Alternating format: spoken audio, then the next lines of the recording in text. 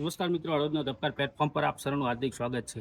મિત્રો, આજે સવારે 10 વાગ્યાના સુમારે જીઆઈડીસી પાછળ નર્મદા કેનાલમાં એક યુવાને છલાંગ મારી છે અને તેને લઈને ત્યાં આજુબાજુમાં લોકો તે દોડીને ત્યાં તેને બચાવવા માટે પહોંચ્યા હતા, પરંતુ લોકો ત્યાં પહોંચે એ પહેલાં યુવાન છે ત્યાંથી ગુમ થઈ ગયો હતો. પાણી તેને ખેંચી ગયું હતું અને લાંબી જહેમત બાદ ત્યાંથી જ્યાં યુવાને છલાંગ લગાવી હતી ત્યાંથી 3 કિલોમીટર આગળ જે રાતકડી હનુમાનજી છે ત્યાંના નાલા પાસેથી યુવાનની જે મૃતદેહ જે મળી આવ્યો છે.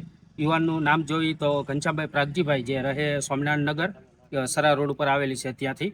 અને ટીકરના જે તરવૈયા યુવાનો છે તેમને જાણ કરવામાં આવી હતી. તે તરવૈયા યુવાનો છે તે તાત્કાલિક ત્યાં પહોંચ્યા હતા અને તેમના દ્વારા મૃતદેહને બહાર કાઢવામાં આવ્યો છે અને હાલ તો તેને સરકારી હોસ્પિટલ પીએમ અર્થે ખસેડવામાં આવ્યો છે. જોકે 35 વર્ષીય યુવાન જે કેનાલમાં પડી ગયો હતો તેને લઈને આ જે દલવાડી પરિવાર છે તેમાં પણ શોકનું મોજું ફરી વળ્યું છે. જે શોકાતુર પરિવાર જે હોસ્પિટલે પહોંચ્યો છે.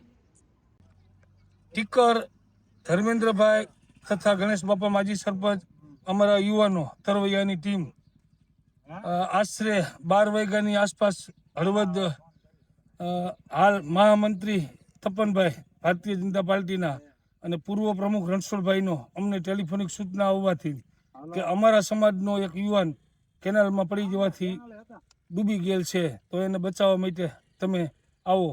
એ દરમિયાન અમે ટીકરથી આવી અને હળવદ કેનાલે પરિશ્રમ પાર્ટી પ્લોટની પાછળના સાઈડમાંથી હાલ તે ડેડ બોડી મળી આવેલ છે અને હાલ દવાખાને લઈ જવામાં આવેલ છે. આ યુવાન કયા ગામનો હતો?